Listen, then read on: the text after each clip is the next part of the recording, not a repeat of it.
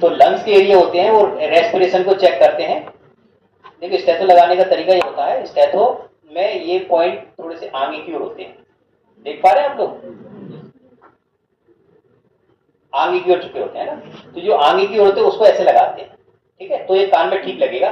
और ऐसे करके लगाएंगे ना तो ये सही से नहीं लगता है और ये आपको मतलब सुनाई कम देगा। आप देख पाएंगे ऐसे लगने पर ये यहाँ पर अड़ जाता है ना, और इसको सीधे करेंगे तो यहाँ पर कान के जो अपर्चर है बिल्कुल उसमें अलाइनमेंट हो जाता है, वहां जाता है जहां से हमारे कान बने हुए, तो कान के हिसाब से डिजाइन किया गया है, ठीक है। इसे लगाने के बाद में हम जो चेक करते हैं बैक में करते हुए यहाँ पे भी चेक करते हैं ऐसे, ये लंग्स को चेक करते हैं, बोलते सांस लो तो वहां पर रेस्पिरेशन को चेक करते हैं दोनों साइड में।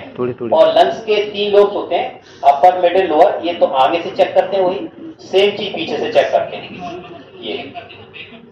तो ये पीछे जो लंग्स में एयर आ रही है नहीं आ रही वो सब चेक, ठीक है। तो वहां केवल कार्डियोवास्कुलर सिस्टम नहीं, वो पूरा ही सिस्टम चेक करते हैं, रेस्पिरेटरी सिस्टम भी चेक करते हैं, इसलिए वहां ये देखते हैं, ठीक है। इसके अलावा वो यहाँ पे भी देखते हैं, एब्डोमेन में भी चेक करते हैं, ठीक है। एब्डोमेन के लिए ये वाला पार्ट है, बेल वाला, वो चेक करते हैं, ठीक है। ये अंदर की साउंड्स है उनको पता लगाने के लिए रहता है ना। तो इसे घुमा के दूसरी साइड कर लेते हैं, एक साइड में अब ये ऑफ हो गया, इधर से ऑन हो गया, ये मतलब काम की चीज है, ऐसे ही नहीं है, ठीक है। तो ज्यादातर ये काम आता है जो प्रेग्नेंट लेडी होते हैं, जो बच्चे की हर्ट साउंड होती है वो उससे सुनाई देने के लिए करते हैं। बच्चे की भी हर्ट साउंड होती है ना, उसके लिए अपन करते हैं, पता लगाते हैं कि हम बेड पे ठीक है। साथ साथ में हम इससे जो जीआईटी की मूवमेंट होती है इंटेस्टाइन की, है ना, वो मूवमेंट बोलते हैं, उनको पता लगाने के लिए, है ना।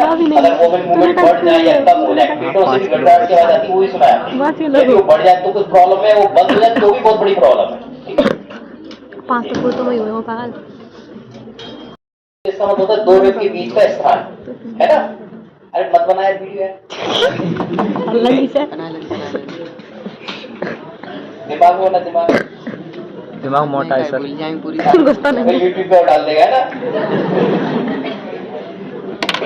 तो ये हो गया आपका स्टर्नम, ठीक है। इस स्टर्नम से हम जाएंगे तो यहाँ पर आ जाएगा सेकंड इंटरकोस्टल स्पेस, इससे हम जाएंगे थर्ड में, ये रिब्स को पार करते हुए ये रिब दिखेगी, तो ये रिब से थर्ड में, और थर्ड में हम फिंगर लगाने के बाद यहाँ जाएंगे फोर्थ में, ठीक है। तो इस तरह से ये फोर्थ इंटरकोस्टल स्पेस आ जाता है। इसके बाद में जाएंगे तो आ जाएंगे फिफ्थ में, ठीक है। तो यहाँ हम क्या करते हैं, फिफ्थ इंटरकोस्टल स्पेस में ये रिब्स ऐसे करके ऐसे जाती है, ठीक है। तो ये स्पेस है, इस स्पेस में इस क्लेविकल बोन होती है, ये वाली कॉलर बोन, क्लेविकल बोन यहाँ से यहाँ तक होती है, ठीक है। इसके बीचों बीच फिफ्थ इंटरकोस्टल स्पेस है, यहाँ स्टेथो रखेंगे, ठीक है। और यहाँ जो आपको साउंड सुनाई देगी वो साउंड सुनाई देगी कौन सी, फर्स्ट लेफ्ट वेंट्रिकल का काम है ब्लड को पूरी बॉडी में पंप करना, ठीक है। राइट वेंट्रिकल ब्लड को ऑक्सीजनेशन के लिए लंग्स में भेजता है, लेफ्ट वेंट्रिकल पूरे ब्लड को, ऑक्सीजनेटेड ब्लड को पूरे शरीर में सप्लाई के लिए भेजता है कि भाई इसका यूटिलाइज कर, ठीक है। और राइट वेंट्रिकल उस यूटिलाइज यानी डीऑक्सीजनेटेड ब्लड को लंग्स में पंप करता है ताकि वहां पर ऑक्सीजनेशन हो जाए। इतना समझ में आ गया, ये क्लियर हो गया? Yes sir. यहाँ पर एक 2 चीज आती है, राइट साइड का हार्ट है और लेफ्ट साइड का हार्ट है, ठीक है। तो राइट साइड हार्ट क्या करता है, ये ब्लड को पूरी बॉडी में सप्लाई करा रहा है। लेफ्ट साइड का हार्ट क्या कर रहा है, इस यूटिलाइज ब्लड को लंग्स में ऑक्सीजनेशन के लिए भेज रहा है, ठीक है। तो यहाँ पर 2 तरह का सर्कुलेशन हो गए, डबल सर्कुलेशन हो गया, एक तो बॉडी को सर्कुलेट करा रहा है, दूसरा लंग्स में पहुंचा रहा है, ठीक है। तो इस तरह से हम इसको 2 सर्कुलेशन इसके डबल सिस्टम है, एक है पल्मोनरी सर्कुलेशन और एक है सिस्टमिक सर्कुलेशन। क्या क्या नाम है, पल्मोनरी सर्कुलेशन और systemic circulation. Okay, so what is pulmonary circulation, पहले हम सिस्टमिक सर्कुलेशन देखेंगे। सिस्टमिक सर्कुलेशन कहां से स्टार्ट होता है, लेफ्ट वेंट्रिकल से। लेफ्ट वेंट्रिकल ने पंप किया, पूरी बॉडी में पहुंचा, है ना।